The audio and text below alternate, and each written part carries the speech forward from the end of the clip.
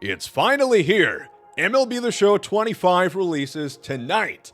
Or maybe it's already out by the time you're watching this video. Regardless, we're going to talk about what you need to do first to begin your MLB The Show 25 Diamond Dynasty to get the best possible team day one. There are tons of brand new legends and outstanding rewards that you can earn through just playing the game this year. So let's go through your MLB The Show 25 to-do list. In the comments section, let me know what you guys are planning to do first upon release of MLB 25. If you guys enjoy the videos, leave a like down below, subscribe to the channel, because there's a lot coming. This is going to be a big year. So if you want to get technical, the first thing you have to do, they force you to do it, is the tutorial. I got to play the game early thanks to Sony San Diego Studios, and the tutorial is like the tutorial any other years. It's boring.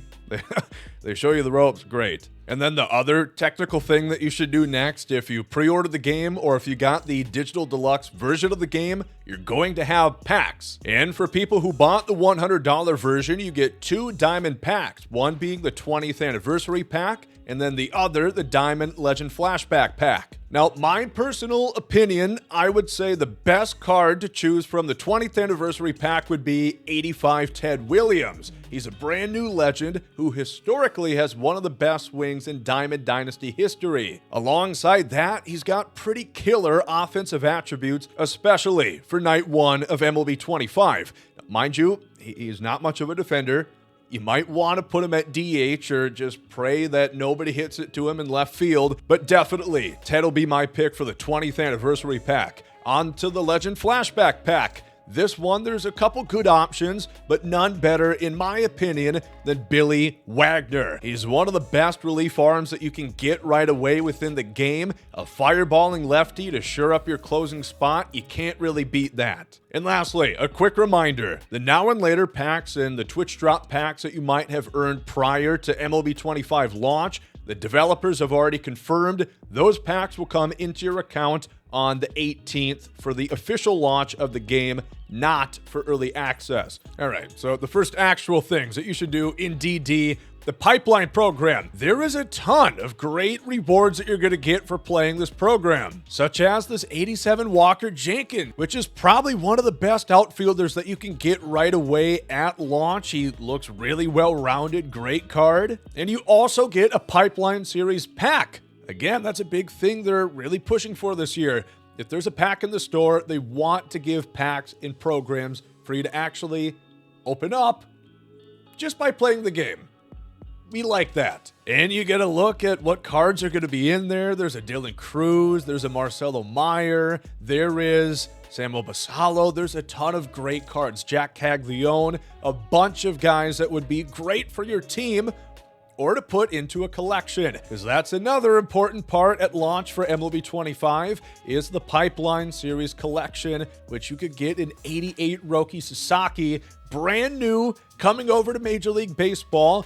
Though you might have used his World Baseball Classic card back in MLB 23, he's nasty. One of the best starters. He is really gross. And you can earn a ton of cards in progress for the Pipeline Series program in Conquest. This year, they split apart the whole U.S. map into 3 different sections, the West, the Central, and the East. And by going through and capturing strongholds, playing Conquest as you guys are probably used to, you're going to get exclusive Pipeline cards that can go into that collection, again, to give you the Carson Williams, the Roman Anthony, and Roki Sasaki. So Pipeline is the first thing I would do.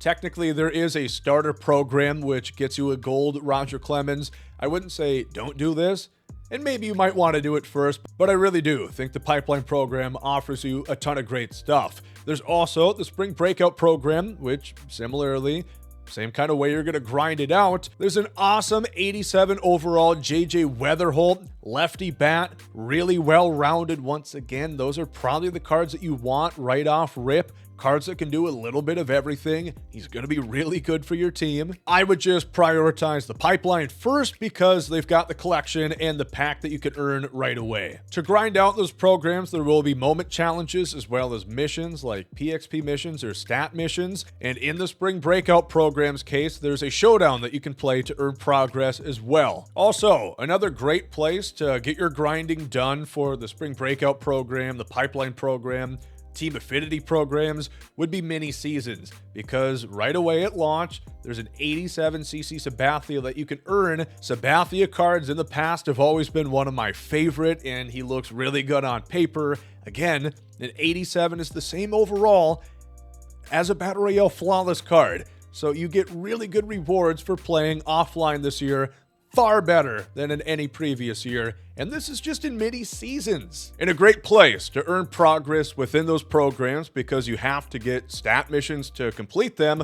Play Diamond Quest. I got a chance to play Diamond Quest while I was in Arizona, and it was a ton of fun to play. Again, it's that roguelike game board that combines different elements of offline Diamond Dynasty modes like Conquest and moment challenges, showdown. There's a ton of twists and turns that can happen throughout your playthroughs, and of course, there's some really great rewards. We got to see the 2 brand new 87 overall Pipeline Series cards, that being Noah Schultz, who is one of the best starting pitchers in the game at launch. He was nasty last year with his Draft Series card, and this one is going to be really good as well. And also, the first overall pick from the 2024 MLB Draft, that being Travis Bazzana, who I think is probably about the best card that you could get from just grinding the game launch night of MLB 25. There's also 85 overall pipeline cards, that being Matt Shaw, one of the game's top prospects there for the Chicago Cubs, and also a top pick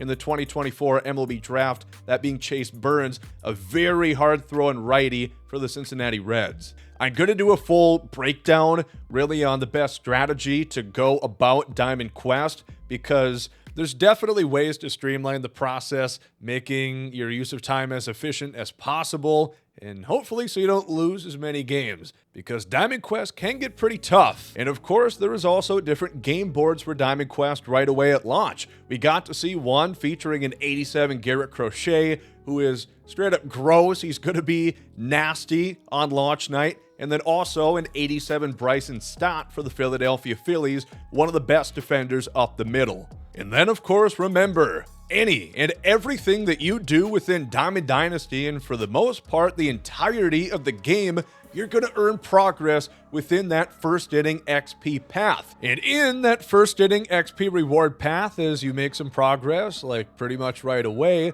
you're going to get a Cornerstone Evolution Pack featuring 3 brand new legends: Bobby Abreu, Ubaldo Jimenez, and Dick Allen, who on the surface are not very good. Who cares for 78? Well, you might care because they evolve up to 85 and 86 overall diamonds. And to evolve the cards, you simply have to play moment challenges and different missions, specifically with that 78 overall player. But that's obviously not all the diamonds. We're looking for the bosses. Taking a look at the attributes of all 3, these are really good cards that you can get pretty early on within the game. I am so excited to get my hands on this card. Absolutely going to be my first boss pick. You get to choose 2 out of the 3 within this XP inning reward path. You could also choose Adrian Beltre, a Dodgers card with great fielding, should be fun.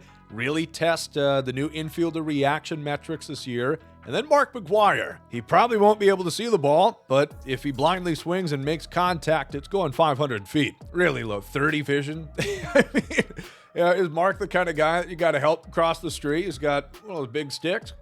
30 vision? Now, Team Affinity is something I would prioritize depending on how you want to play, because for the most part, there are better rewards in the different programs. Like you get 87s through playing the Spring Breakout and Pipeline programs. You get 85 to 86s for playing Team Affinity. However, the Jolt Series cards that you get within each Team Affinity, like the Yankees 85 Babe Ruth, he is a captain card who can boost up a team full of Yankees to make them even better, so long as they're under 91 overall, which for the most part every card at this rate will be. The Team Affinity My Journey programs that are out at launch are meant to be a longer grind that you're going to chip away progress at over time. If you do plan to run a theme team, I would get the Jolt Series card right away. Like, if you only really care about using a team full of Red Sox, would be a good idea to go and get their Jolt Series card right away and then add on the Roman Anthony, the Marcelo Meyer, all those cards.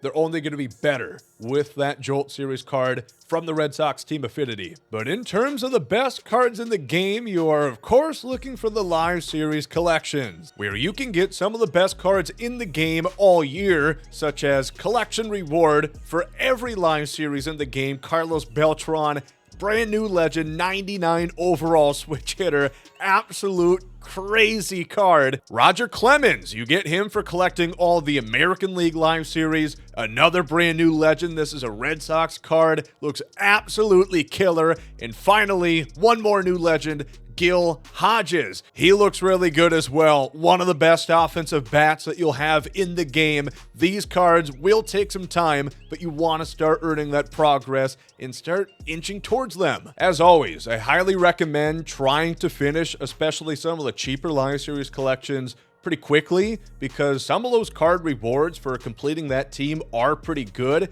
and they typically don't cost that much. Now, that being said, I don't think I would do it day one, because typically even the gold cards go for substantially more launch night than they would a week after release. So just start to get some of those cards, don't sell them off, and build up 2 collections, because you will want to get them completed. There's very good cards there. And everything else you'll get done in time. The My Journey programs, which offer pretty cool rewards, it takes a lot of stats to actually get those completed.